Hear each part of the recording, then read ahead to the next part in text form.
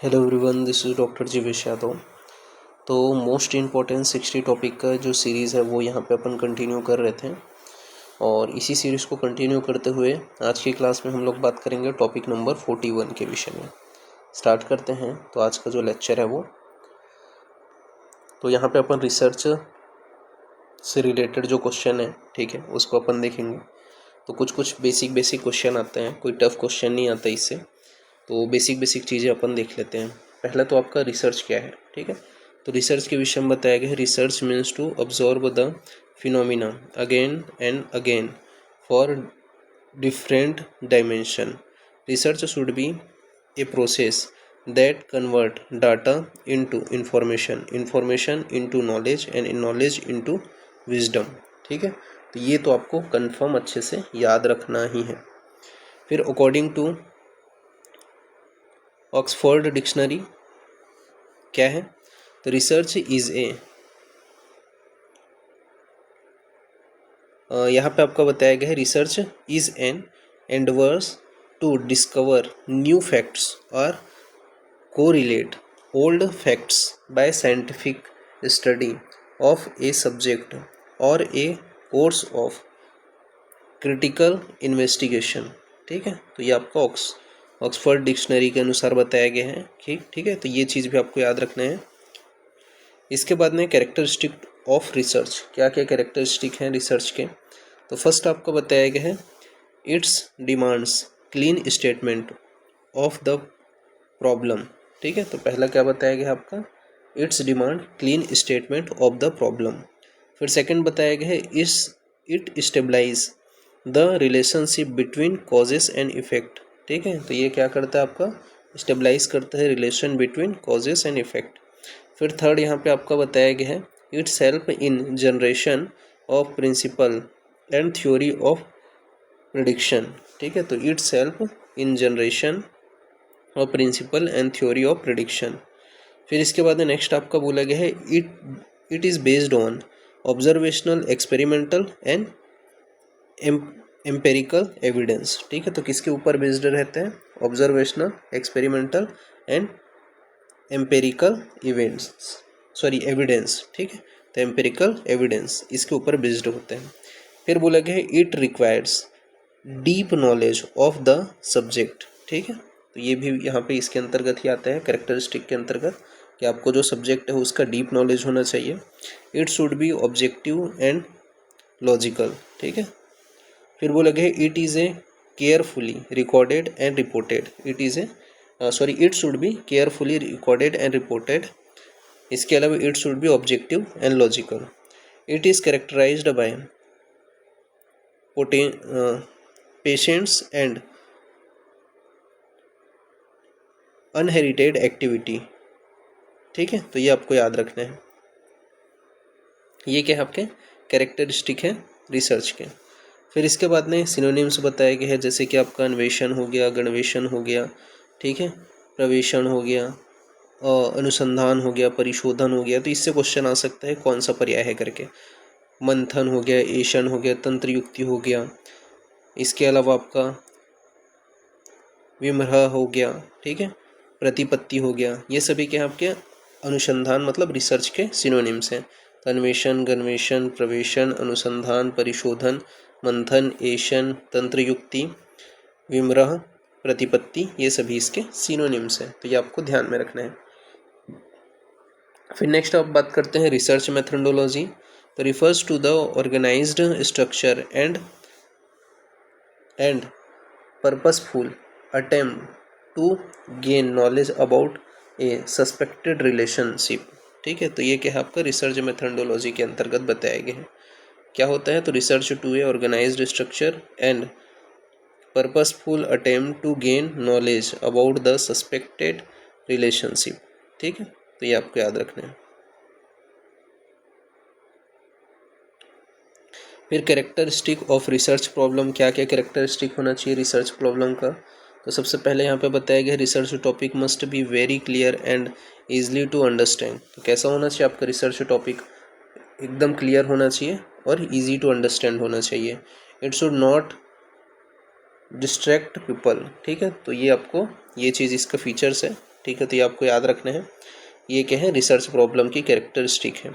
फिर बोला गया है the topic should not create doubt and double impression, ठीक है। तो जो आपका जो भी आप टॉपिक सेलेक्ट कर रहे हो वो कोई भी डाउट आपका नहीं क्रिएट करना चाहिए, ना ही डबल इम्प्रेशन क्रिएट करना चाहिए।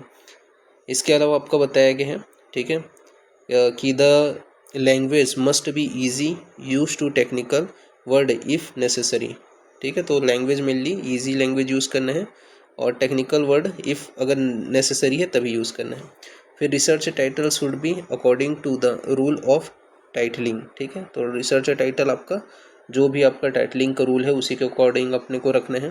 फिर research topic should not be obsoleted and it should have great impact in the current day, ठीक है। तो ये आपका कैरेक्टरिस्टिक ऑफ रिसर्च प्रॉब्लम बताया गया है। फिर नेक्स्ट अपन बात करते हैं research objective is a clear conscious declarative statement which provide direction to investigate the variable, ठीक है। तो ये यहाँ पे आपका बताया गया है। फिर रिसर्च डिज़ाइन के विषय में बात कर लेते हैं। तो रिसर्च डिज़ाइन में बताया गया है is a arrangement of conditions for collection and analysis of the data in a manner that aim to combine relevance to the research purpose with economy is processed, ठीक है। तो ये यहाँ पे आपका क्या है रिसर्च डिज़ाइन के विषय में बताया गया है। कितने टाइप्स के होते हैं रिसर्च डिज़ाइन, तो टाइप ऑफ रिसर्च डिज़ाइन यहाँ पे बताया गया है। सबसे पहला आपका एक्सप्लोरेटरी रिसर्च डिज़ाइन हो गया, ठीक है। इसके अलावा डिस्क्रिप्टिव रिसर्च डिज़ाइन हो गया, एनालिटिक या कोरिलेशन रिसर्च डिज़ाइन हो गया, एक्सपेरिमेंटल रिसर्च डिज़ाइन हो गया। तो ये आपको पूछा जा सकता है रिसर्च डिज़ाइन के टाइप कौन सा है करके, ठीक है। तो ये आपको ध्यान में रखना है कि exploratory research design, descriptive research design, analytic या correlation research design, experimental research design, ठीक है। ये आपके रिसर्च डिज़ाइन के टाइप हैं। फिर बात करते हैं सैम्पलिंग। तो क्या होता है सैम्पलिंग, तो sampling is the process of selection a subset sample for a large group population to draw conclusion और make inference about the whole population, ठीक है। तो ये क्या है आपका सैम्पलिंग कहलाता है। तो सैम्पलिंग क्या है, एक प्रकार का प्रोसेस है जिसमें अपन सबसेट सैंपल को अपन लेते हैं लार्ज पॉपुलेशन से, ठीक है, कंक्लूजन के लिए। फिर टाइप ऑफ सैम्पलिंग अलग अलग टाइप्स के होते हैं। तो सबसे पहला अपन बात कर लेते हैं टाइप ऑफ सैम्पलिंग के अंतर्गत। पहला है आपका प्रोबेबिलिटी सैम्पलिंग, ठीक है। तो प्रोबेबिलिटी सैम्पलिंग को ही क्या है रैंडम सैम्पलिंग भी बोलते हैं। तो प्रोबेबिलिटी सैम्पलिंग को ही रैंडम सैम्पलिंग भी बोलते हैं। Every unit in the population has a known and equal chances of being selected, ठीक है। तो every unit in the population has a known and equal chances of being selected। इसके अंतर्गत probability sampling की या रैंडम सैम्पलिंग के अंतर्गत simple random sampling आते हैं। इसके अंतर्गत बताया गया है each member has a equal chances of selection, ठीक है। तो ये क्या आपका सिंपल रैंडम सैम्पलिंग कहलाएगा। फिर सिस्टेमिक सैम्पलिंग के अंतर्गत बताया गया है every kth unit is select from a list, ठीक है। तो ये क्या है आपका सिस्टेमिक सैम्पलिंग कहलाएगा। फिर इसके बाद नेक्स्ट है आपका स्ट्रेटिफाइड सैम्पलिंग। तो स्ट्रेटिफाइड सैम्पलिंग के अंतर्गत बताया गया है कि population is divided into strata and simple are draw from each, ठीक है। Strata and simple are drawn for each. तो ये क्या है स्ट्रेटिफाइड सैम्पलिंग कहलाता है। फिर है आपका क्लस्टर सैम्पलिंग। तो क्लस्टर सैम्पलिंग में बताया गया population is divided into cluster and entire cluster are randomly. तो वो क्या कहलाएगा आपका क्लस्टर सैम्पलिंग कहलाएगा, रैंडमली सिलेक्टेड, ठीक है। फिर इसके बाद में अपन बात करते हैं मल्टी स्टेज सैम्पलिंग। तो मल्टी स्टेज सैम्पलिंग में बताया गया है sampling is done in stage using combination of method see early explanation, ठीक है। तो वो क्या है आपका मल्टी स्टेज सैम्पलिंग कहलाएगा। तो ये आपको ध्यान में रखना है। तो ये क्या है प्रोबेबिलिटी सैम्पलिंग के टाइप हो गए। फिर नेक्स्ट अपन बात करते हैं नॉन प्रोबेबिलिटी सैम्पलिंग। तो नॉन प्रोबेबिलिटी सैम्पलिंग को ही नॉन रैंडम सैम्पलिंग भी बोला जाता है। इसमें बोला गया not every unit has a known और equal chances of being selected, ठीक है, तो ये क्या है, नॉन प्रोबेबिलिटी सैम्पलिंग कहलाते हैं। इसके अंतर्गत आपका कन्वेंशियल सैम्पलिंग कह आते हैं। तो कन्वेंशियल सैम्पलिंग के अंतर्गत बताया गया है choosing a individual easiest to reach, ठीक है, तो वो क्या है आपका कन्वेंशियल सैम्पलिंग है। फिर जजमेंटल या परपोजिव सैम्पलिंग, तो ये क्या होते हैं, तो यहाँ पे बताया गया है researcher select unit based on judgement, ठीक है, तो वो क्या कहलाएगा आपका जजमेंटल सैम्पलिंग कहलाएगा। फिर नेक्स्ट है आपका क्वार्टर सैम्पलिंग। तो क्वार्टर सैम्पलिंग के अंतर्गत बताया गया है selection based on pre set quota, ठीक है, तो selection based on pre set quotas, तो वो क्या कहलाएगा आपका क्वार्टर सैम्पलिंग कहलाएगा। फिर स्नोबॉल सैम्पलिंग, तो स्नोबॉल सैम्पलिंग के अंतर्गत बताया गया है existing subject help recruit future subjects, ठीक है, तो वो क्या कहलाएगा आपका स्नोबॉल सैम्पलिंग कहलाएगा। तो ये आपको ध्यान में रखना है। फिर नेक्स्ट अपन आगे बढ़ते हैं डाटा के विषय में। तो डाटा के विषय में क्या बताया गया है, whenever an observation is a made, data किसको बोलते हैं, तो whenever an observation is made it will be recording और a collective recording of this observation either numerical और otherwise is collect as data, ठीक है, तो वो क्या कहलाएगा आपका डाटा कहलाएगा। फिर इसके बाद हाइपोथेसिस के बारे में बात करते हैं। तो हाइपोथेसिस क्या है, तो hypothesis is a tentative prediction of a relationship between one और more facts variable and the problem under study that can be tested. It is a applied to majority of observational expected descriptive and experimental study, तो क्या कहलाता है आपका hypothesis कहलाते हैं। तो ये चीज़ आपको ध्यान में रखना है। और नेक्स्ट अपन आगे बढ़ते हैं। फिर कैरेक्टरिस्टिक ऑफ गुड हाइपोथेसिस, क्या क्या कैरेक्टरिस्टिक हैं, इससे क्वेश्चन आ सकते हैं। कौन से गुड हाइपोथेसिस के कैरेक्टरिस्टिक हैं, ये आपको ध्यान में रखना है। पहला आपका बोला गया है it must be based on good research question, ठीक है, पहला क्या है, तो it must be based on good research question. Second आपका बोला गया है it should be simple specific capable of beginning tested, इसके अलावा अनएम्बिजियस स्टेट इन एडवांस, इसके अलावा ideally worded in present tense, ठीक है, तो प्रेजेंट टेंस, तो ये आपका क्या है सेकंड इसका कैरेक्टरिस्टिक है गुड हाइपोथेसिस का। फिर थर्ड बोला गया है it start the expected relationship between the independent causes or causes or innate and dependent outcome effect variable, ठीक है। इसके बाद नेक्स्ट है आपका, तो नेक्स्ट है World Medical Association declaration Helsinki, तो World Medical Association declaration Helsinki क्या है ये, तो यहाँ पे बताया गया है principle of medical research involving human subject adopt by 18th World Medical Association general assembly Helsinki. इसके अलावा Finland June 1964।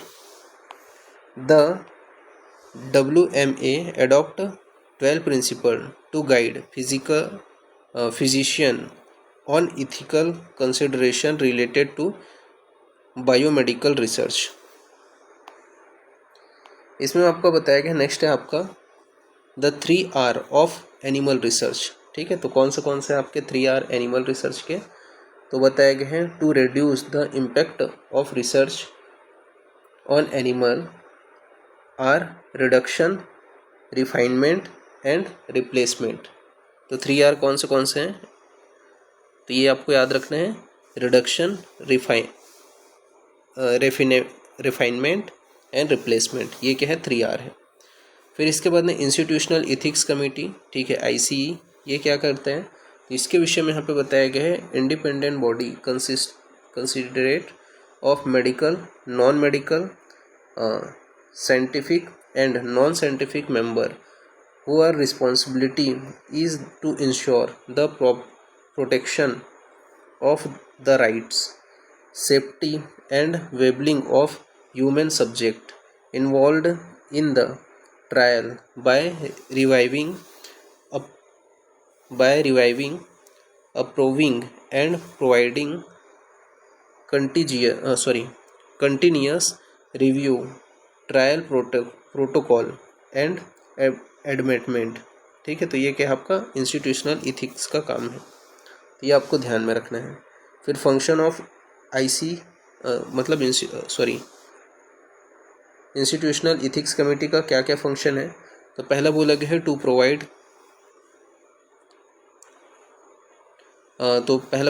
Provide competent review of all ethical aspect of the project. ठीक है, तो ये पहला हो गया। फिर इसके बाद में सेकंड बोला गया है undertaken review free from bias and influence. ठीक है, फिर थर्ड आपका बताया गया है provide advice to researcher on all aspect of welfare and safety of research participant. ठीक है, फिर उसके बाद में आपका फोर्थ है आपका to protect dignity rights and well-being of the potential research participant. ठीक है, फिर उसके बाद में लास्ट आपका है इसका function to ensure universal ethical value and international scientific standard in term of local community values and custom. ठीक है, तो ये आपको याद रखना है फंक्शन ऑफ IEC।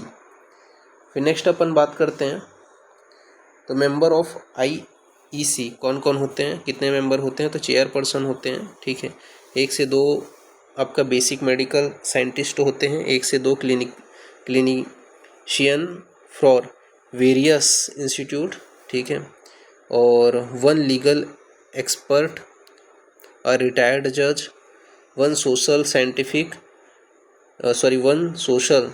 साइंटिस्ट, या फिर अपन representative of non government voluntary. ठीक है, तो ये यहाँ पे आपके ये सारे मेंबर्स हैं इंस्टीट्यूशनल इथिक्स कमेटी के। और इसके अलावा 1 फिलोसोफर चाहिए या इथिसिस्ट चाहिए या थियोलॉजिस्ट चाहिए। ठीक है, 1 लाइ पर्सन चाहिए, मेंबर सेक्रेटरी चाहिए। ठीक है, तो ये सब के होते हैं इसके अंतर्गत ICMR के अंतर्गत, IEC के अंतर्गत, इंस्टीट्यूशनल इथिक्स कमेटी के अंतर्गत। फिर इसके बाद में आपका एनिमल इथिक कमेटी AEC। तो इसके विषय में क्या बताया गया है, तो 2 मेन रोल होता है इसका। पहला आपका बताया गया है to assess proposal to use animal for scientific purpose and monitor animal uses। ठीक है, फिर दूसरा बताया गया है all animal use conform to the standard of the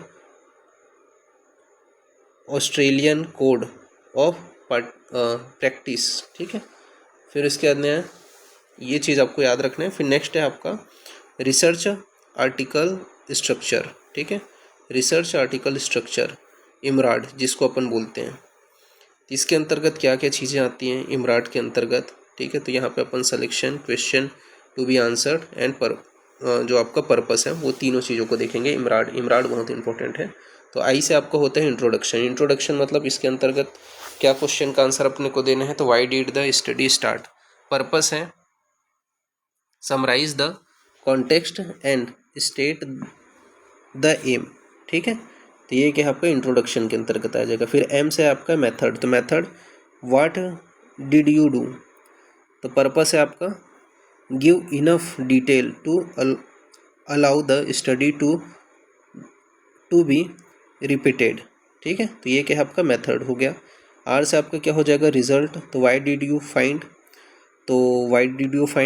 तो आपका describe the study sample and use data analysis to answer M.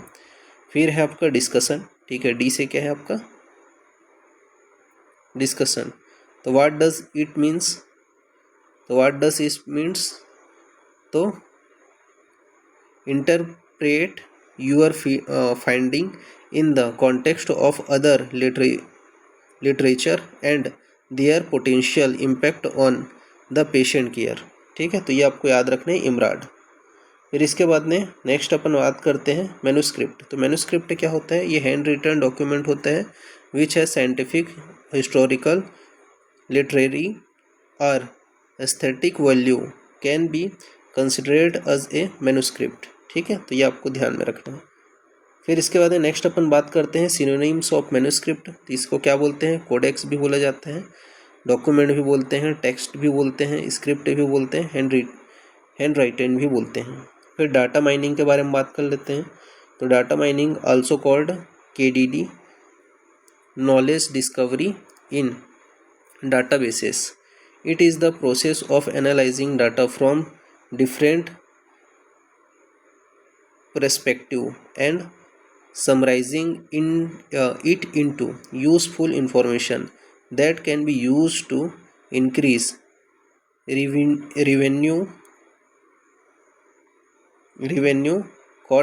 cut cost और both। ठीक है, तो ये क्या कहलाता है? आपका डाटा माइनिंग कहलाता है। फिर अपन थोड़ा सा जैसे कि प्रत्यक्ष प्रमाण जो है वो क्या किससे मॉडर्न से कोरिलेशन, आपके प्रमाणों का मॉडर्न से कोरिलेशन देख लेते हैं। तो प्रत्यक्ष प्रमाण डायरेक्ट ऑब्जर्वेशन है। अनुमान जो है वो आपका क्या है? इन्फेरेंस है। ठीक है, इन्फ्रेंस है। और आप्तोदेश क्या है? तो आप्तोदेश जो है ऑथोरिटी गाइडेंस है। ठीक है, तो ऑथोरिटी गाइडेंस आप्तोदेश कहलाएगा। युक्ति मतलब एक्सपेरिमेंटल लॉजिक। ठीक है, तो एक्सपेरिमेंटल लॉजिक आपका युक्ति कहलाएगा। उपमान यानी कि एनोलॉजी। ठीक है, तो एनोलॉजी मतलब उपमान। फिर अर्थोत्पत्ति, अर्थोत्पत्ति मतलब इक्वेशन ऑफ इम्पाइल सेंस। ठीक है, वो क्या है आपका? अर्थोत्पत्ति। फिर इसके बाद में सांख्य, तो सांख्य मतलब स्टैटिक्स। तो ये आपको ध्यान में रखना है, ये मैच द फॉलोइंग में आपको दे सकता है। फिर स्टैंडर्डाइजेशन ऑफ ड्रग मीनिंग, तो बताया गया confirmation of its identity and determination of its quality, purity and detection of nature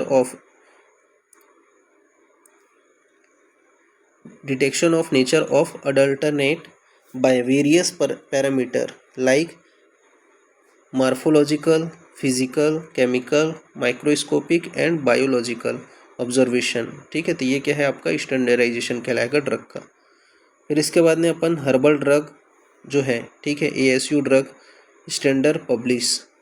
तो आपका API जो फर्स्ट है, ठीक है, Ayurveda copy of India volume first जो है वो आपका कब पब्लिश हुआ था?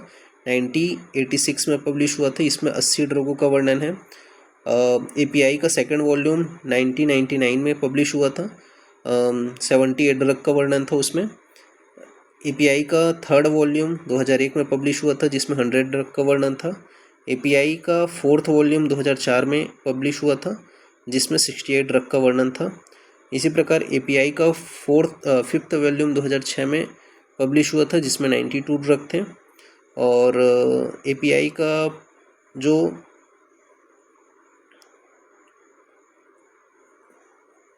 सुधार लेना, ठीक है, सिक्स्थ वॉल्यूम जो है वो 2007 में आपका पब्लिश हुआ था जिसमें 50 ड्रग थे। और API का जो सेवन्थ वॉल्यूम है, ठीक है, वो कब पब्लिश हुआ? तो 2008 में, जिसमें 101 अंडर पब्लिशन, ठीक है, अभी तक ड्रग है। ये आपको ध्यान में रखना है। फिर कंपाउंड फार्मूलेशन, तो स्टैंडर्ड पब्लिश्ड, ठीक है, तो Ayurveda pharmacopoeia of India part first formulation 444, single drug 351। Ayurveda formulation of India second 191, formulation 271 drug, तो टोटल फार्मूलेशन 635, ड्रग 622। फिर acceptable daily intake ADI of a chemical, the estimated maximum amount of an agent expressed in the body mass basis to which one individual in a population may be exposed daily over his or her lifetime without appreciable health risk। ठीक है, तो ये क्या है आपका ADI है। फिर good manufacturing practices GMP, तो इसके विषय में बताया गया है। तो GMP are the practice requirement in order to confirm to the guidelines recommended by agency that control authorization and licensing for manufacturing and sale of food, drug products and active pharmaceutical products। ठीक है, तो ये क्या है आपका GMP के अंतर्गत आएगा। फिर इसके बाद GLP के हैं, तो गुड लेबोरेटरी प्रैक्टिस। तो GLP में बताया गया है embodies a set of principles that provide a framework within laboratory study are planned, performed, monitored, reported and achieved। ठीक है, तो ये क्या आपका GLP कहलाएगा। Types of toxicity study, acute, sub acute, chronic, sub chronic. फिर central drug standard control organisation CDSCO, तो central drug standard control organisation. तो CDSCO is the central drug authority for discharging function assigned to the central government under the Drug and Cosmetic Act। CDSCO has 6 zonal officer, 4 sub-zonal officer, 13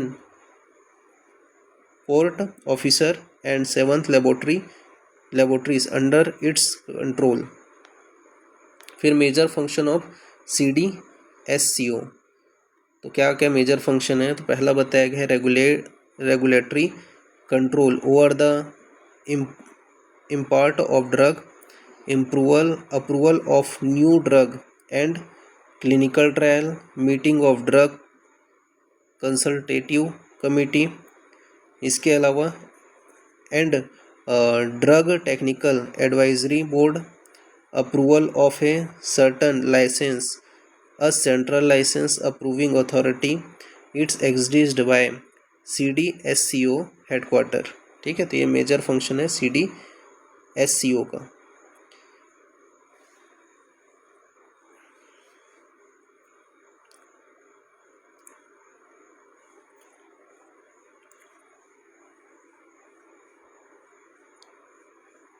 फिर next है आपका OECD guidance. तो OECD guidance में बताया गया है the OECD guidelines are recommendation from government of multinational enterprises operating in are for country that are signatory to declaration on international investment and multinational enterprises, including the guidelines। They provide guidance for responsible business conducted in areas such as labor right, human right, environmental information disclosure, इसके अलावा combating bribery, consumer interest, competition, toxin and intellectual property rights.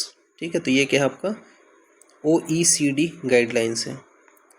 फिर biochemical research, तो biochemical research में बताया गया the area of science devoted to the study for process of life, the prevention on treatment of disease, genetic environmental factor related to disease and health. ठीक है, तो वो क्या कहलाएगा आपका बायो मेडिकल रिसर्च के अंतर्गत आएगा। Biomedical research of drug can be classified in 2 aspects. पहला है आपका ड्रग डिस्कवरी, दूसरा है ड्रग डेवलपमेंट। ठीक है, फिर आता है आपका क्लिनिकल ट्रायल। तो क्लिनिकल ट्रायल में बताया गया are medical or health related research study done in human being or in animal if the study is a veterinary study।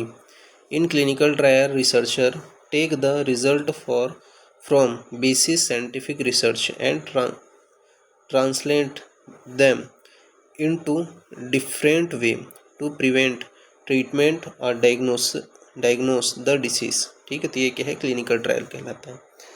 तो इस प्रकार से यहाँ पे इसको दो पार्ट में, स्टैटिक्स को मैं और अच्छे से पढ़ाऊँगा। रिसर्च का जो इंट्रोडक्टिव पार्ट जहाँ से क्वेश्चन बन सकता है वो चीज़ मैंने यहाँ पे बता दिया। ठीक है, ये आपको देखो डेफिनेशन एज इट इज़ ही लर्न करना पड़ेगा, चीज़ों को यहाँ पे समझने वाली उतनी कुछ बड़ी बात नहीं है, पढ़ते जा रहे हो समझ में आता जा रहा है। ठीक है, तो अभी के लिए इतना ही, नेक्स्ट क्लास में अपन आगे कंटिन्यूशन करते हैं। ओके, तो फिर ठीक है, थैंक यू क्लास।